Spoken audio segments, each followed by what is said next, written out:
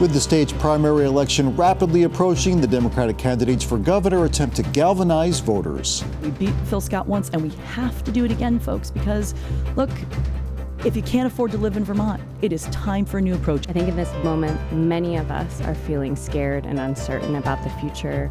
And so we look to leaders not just for answers, but for permission to believe that change is possible. Plus, what new poll numbers tell us about how those races are shaping up, and a look at how short-term rentals are regulated in Vermont. All that and more ahead on Vermont This Week.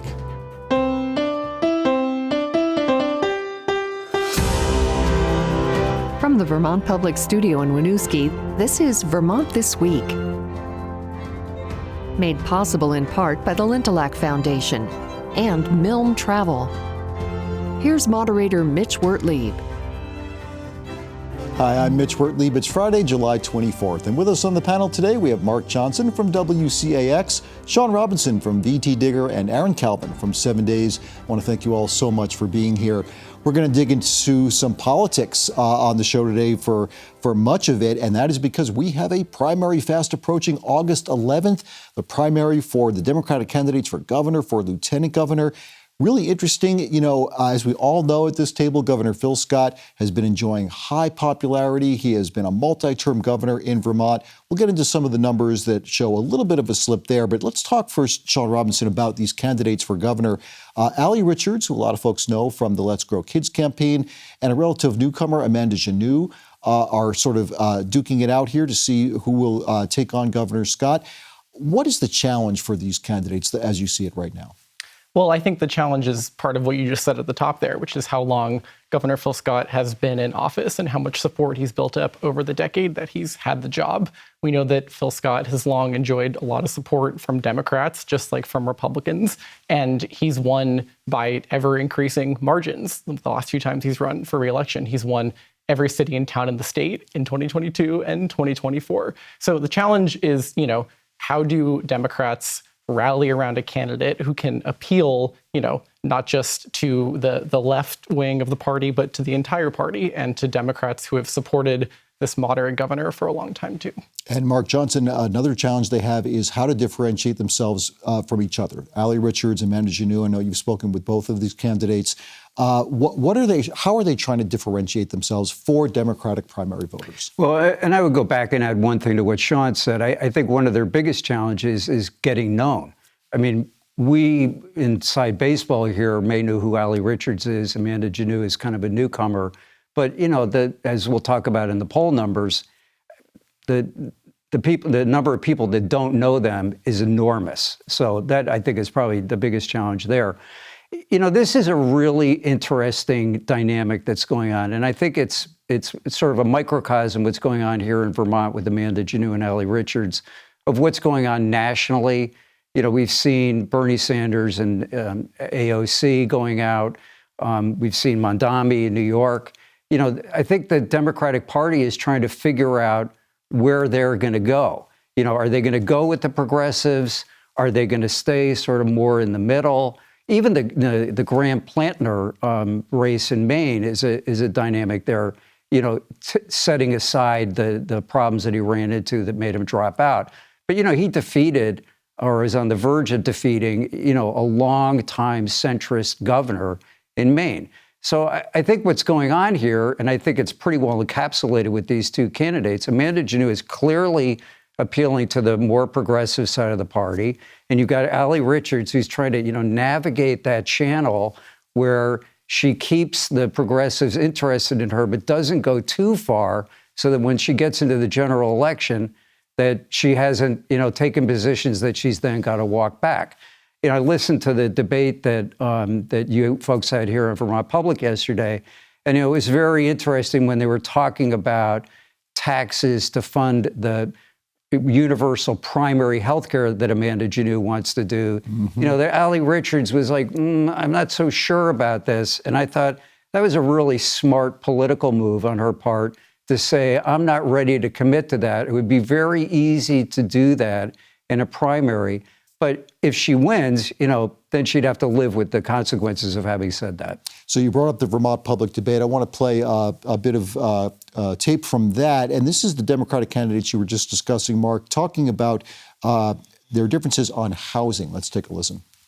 I think the reality is that we need to take a multi-pronged approach to housing right now. One is we really need to limit private equity and large corporate ownership of the housing stock.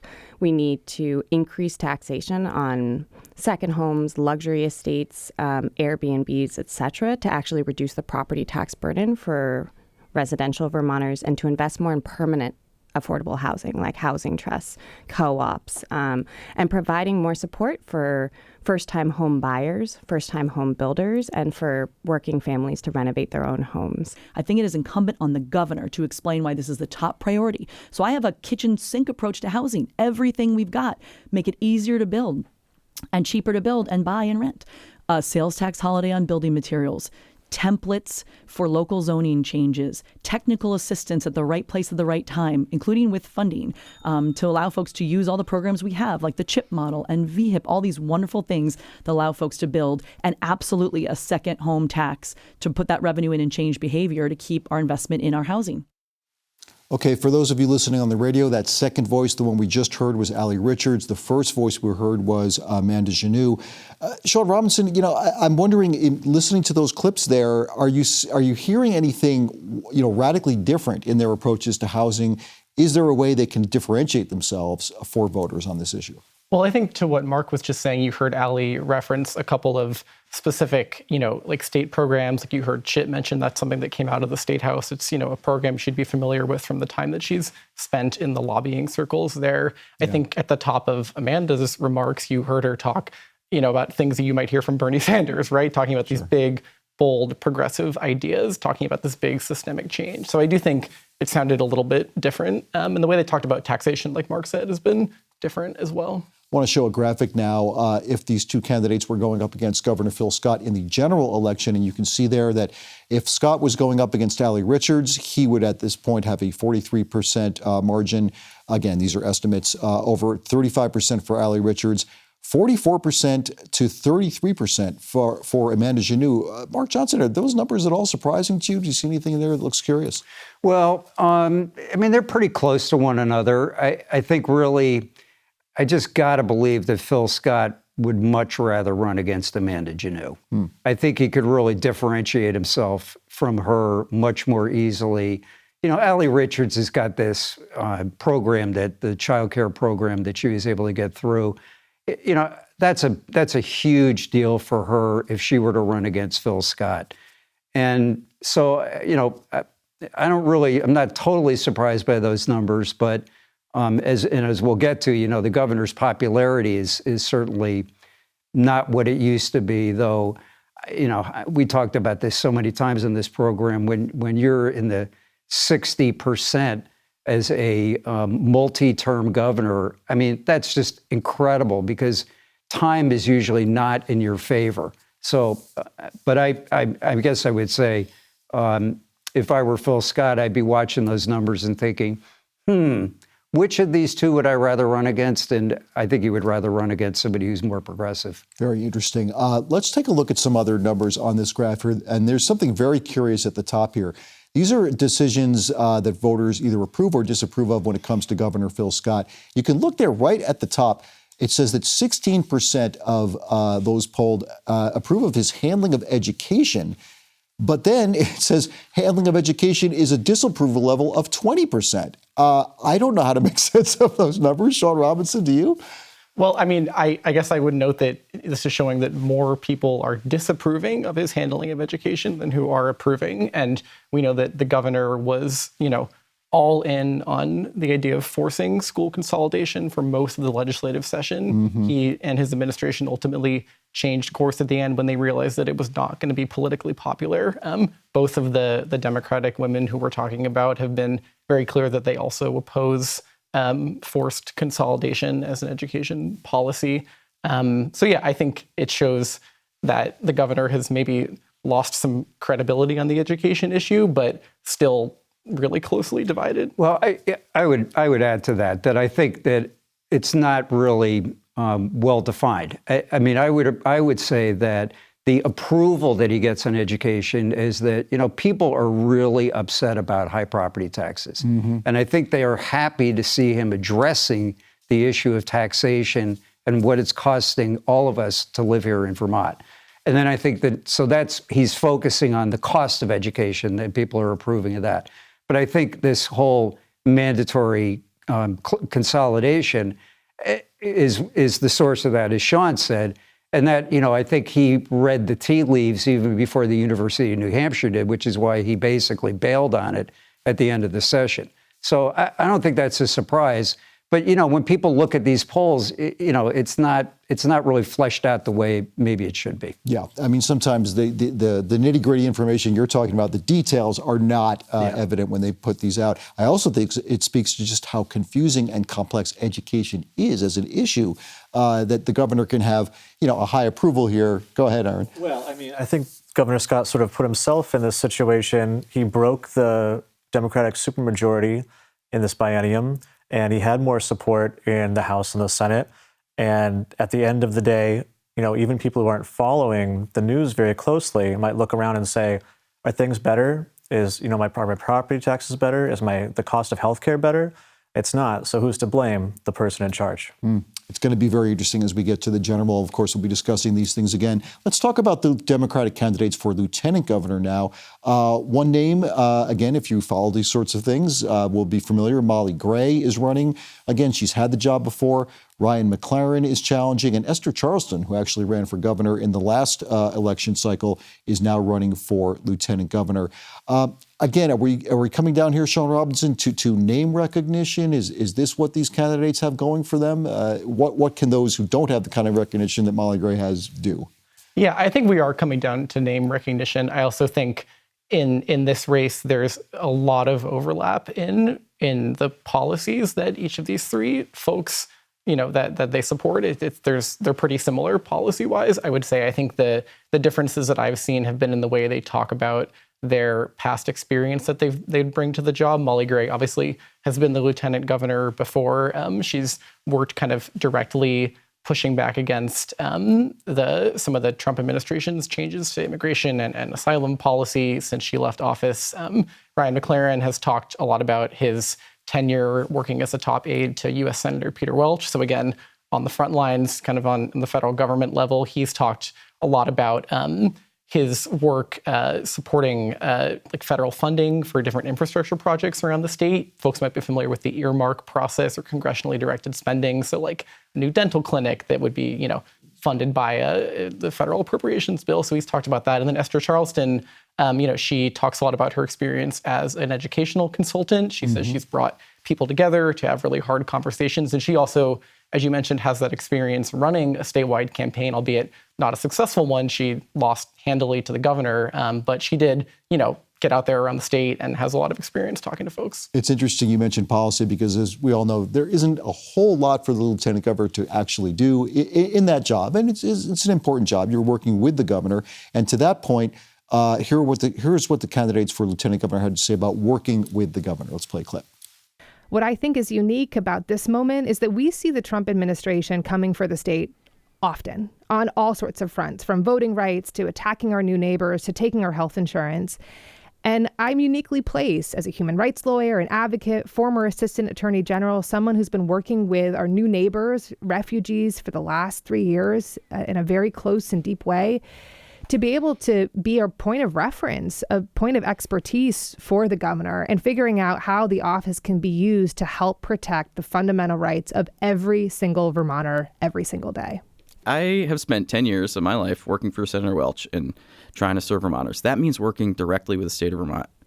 The governor has been the governor that entire time, and we have worked closely on things like flood recovery, on things like immigration reform, on things like getting our veterans VA coverage for cancers caused by their service overseas. Like, all of those things are not partisan. Anyone that called our office, we weren't asking who you voted for, who you supported for governor. We were just trying to get things done. And I will do that with anyone who's in that office. Once you're elected, especially statewide, you represent everybody. And so for me, I would walk in and make sure that I have an open door policy, that we're meeting, that we're in communication, that I amplify when constituents are communicating things with me that are an issue and that I don't agree with, but also highlighting what I do agree with. And that work is what I've been doing for the last 15 years. Okay, that last voice we heard was Esther Charleston. Before that, we heard from Ryan McLaren, and the first voice we heard was Molly Gray. So, I'm listening to that clip. They're saying, this is why I would work well with a governor. Mark Johnson, is that something that you think Democratic voters want to hear from their lieutenant governor candidate, or do they really not really care if there's a close working relationship with the governor? I mean, Phil Scott was a Republican lieutenant governor and worked perfectly well with Democratic governors. But, I want to actually go back to the question you were asking, Shaun. I mean, this is definitely all about name recognition. I actually thought the UNH poll a month ago that had Ryan McLaren at 7%, I thought, there must be a glitch in the poll, but he was only at 11% this next time around. And, he's basically saying what his own problem is, which is that he's been working behind the scenes. Molly Gray has been out there, out front. I mean, for better or for worse, she was well known not only for being the lieutenant governor, but running for Congress. And that was, somewhat controversial. People felt that she was, moving a little too quickly to try to get into Washington. But she's a name that everybody knows. What's actually more important in that poll is how all three of those candidates, even Ryan McLaren at 11%, Esther Charleston at not a whole lot more, they all would be John Rogers, who's the incumbent. And I mean, if I'm John Rogers, I'm looking at that poll going, oh my gosh, I am in deep, serious trouble. And the fact of the matter is, he looks like he's going to be a one-termer who really only won because he ran against a deeply flawed candidate in David Zuckerman 2 years ago. So, I mean, I would feel pretty safe today to say, Molly Gray's going to be the lieutenant governor again. As a bold prediction from Mark Johnson, but you seem to be backing it up there because the numbers you're right, are not looking great right now for John Rogers. Let's take a look we have another graphic about from this poll, why people are supporting their preferred candidates. And if you take a look at the Democratic governor, most people say, I'm looking at the policies more than past experience or politics or ideology. For lieutenant governor, it's past experience. Yeah. So again, Molly Gray would seem to have a leg up there. And as we take a look, we should mention, the race for the U.S. House. Of course, Becca Balint is a very popular incumbent at this point. She's facing two challengers for the Republican. They will vie each other for the Republican primary in Gerald Malloy and Mark Kirster. And folks care about politics or ideology when it comes to those GOP U.S. House races. Policies here, Shaun Robinson, anything surprise you about that as far as what people are looking for from their potential Democratic governor candidate? From their governor candidate? Yeah. I think Mark talked about property taxes before. I think you could argue that our last couple elections in Vermont have been about property taxes and the cost of living. Affordability is the buzzword nationally. Phil Scott has, spent a lot of his political capital saying, like, I'm the guy who, is fighting, against new taxes, against new fees to make Vermont more affordable. The line I've heard from the Democratic Party, particularly this year going into the primary, has been, well, it's been 10 years of Phil Scott and Vermont is not any less affordable. And in fact, they say it's more unaffordable. Now, the governor, to that point, when we've asked him at his press conferences, says, okay, well, there's been a Democratic majority in the legislature. You control the purse strings. So, they're going to go back and forth at each other over that. But I think that this question of, who really has the, like, not just the plan, but also like the willingness to tackle this affordability challenge is going to be important. Well, it's interesting. Go ahead, Mark. Yeah. Let's not forget about the, 800-pound elephant in the room, which is Donald Trump. I mean, people who are Democrats are very upset in this country. So when you're looking at candidates, even if they're running for governor, even though Phil Scott has not been deeply aligned with Donald Trump, I mean, people are the crowds that show up for Bernie and AOC, the election in Mondami. I mean, people who are Democrats are hungry for change. And you've got Amanda Janeau, who has kind of come out of nowhere, but has got presence. She's talking big ideas. The other thing is that, all of these candidates are really talking about, if you were to poll Vermonters, what the three big issues are that they want.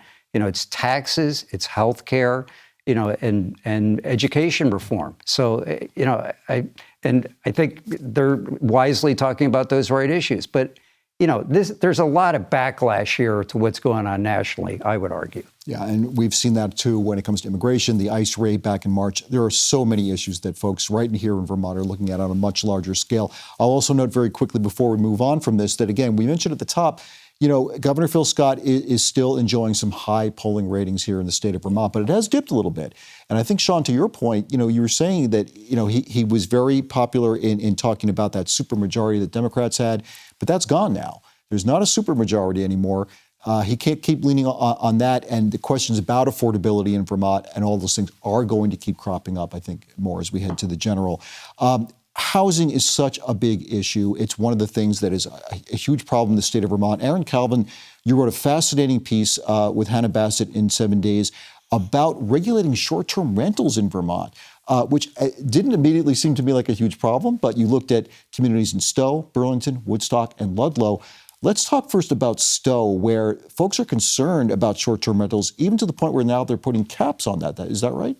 Yeah, on Wednesday evening, their select board unanimously passed this change to their short-term rental ordinance, capping the number of short-term rentals in Stowe at 850. Right now, because there was a sort of a panic rush to get ahead of this cap, people who don't really even have any intention of using their properties as short-term rentals rush to register their properties. That swelled the short-term rental registry to about 1,600. Why are they doing that? Are they just, even if they're not intending to rent out their property? Well, many of them, might be second homeowners. They might not be on the ground. So they're taking advice from their real estate agents who are telling them, if you want to preserve the ability to do this, you got to get in on this now. Wow. But that's exactly the concern that, certain people who rent their homes out in Stowe to be able to afford the high property taxes and high costs of living in Stowe, where the median home value is $1 million, say that they rely on that to do this, and no one's going to stop them from continuing to do this, but they can't sell their home now and say you can use it to generate short-term rental profit, because they can't guarantee that. Now, the other argument that's being made about capping these properties is that there are folks who work in Stowe, it's a resort community. The folks who work in those hotels and the restaurants, they can't really afford to live there in many cases, right? Yeah, this is an issue that Stowe has been wrestling with since the pandemic, kind of brought this surge in home buying, and Airbnb, has allowed people to turn what might have been residential homes into vehicles for profit, and it's sort of shutting out people who might be able to live and work in Stowe, who might not have as much means as most of the people who live in Stowe, and it has led to a lot of issues with being able to for employers being able to find people to work. Like the high profile example of this is a Skinny Pancake closed their location in Stowe last fall. Yeah. The owner, Benji Adler, cited the fact that it was just impossible for him to maintain a reliable workforce.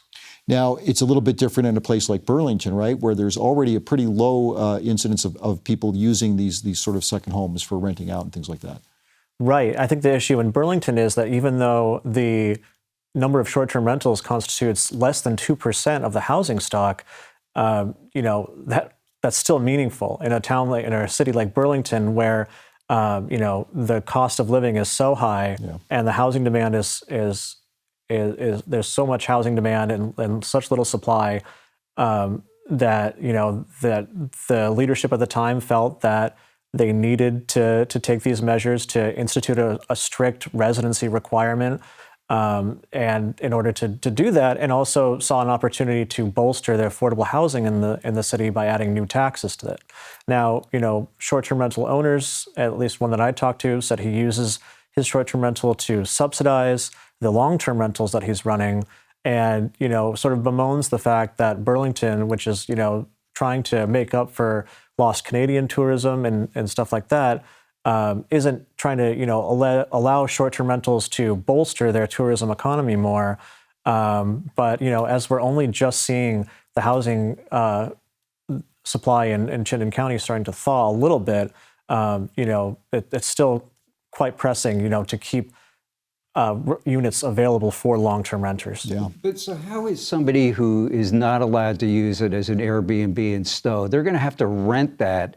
I mean, presumably the idea is that then somebody could rent that home, but they're going to have to charge so much for rent in order to cover what the property taxes are. I mean, it seems like the real problem is that, the cost of real estate, the cost of a home, I mean, it's just exploded. So I'm not really sure how that would help. Yeah, I mean, it's interesting. The short-term rental debate has gotten a lot of attention because, for one thing, there is the Vermont Short-Term Rental Alliance, which is the local short-term rental industry lobby, and Airbnb have both gotten involved on the ground in Stowe to try to push back on these proposed regulations to no real effect.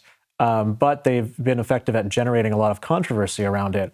But really, it's just one aspect of this broader plan that Stowe is trying to implement to, designate affordable housing and build more affordable housing in the town, and sort of try to set aside, on purpose, a set of their housing stock that could reasonably be afforded by a hospitality industry worker or somebody who's, even like, a housing needs assessment in Stowe published last year found that even high-paid professionals like lawyers have a hard time affording real estate in Stowe.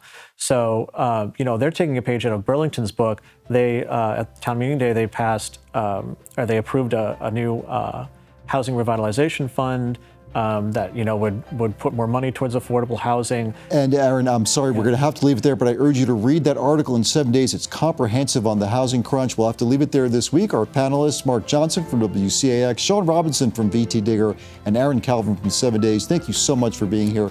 I'm Mitch Wertlieb. See you next week for Vermont This Week.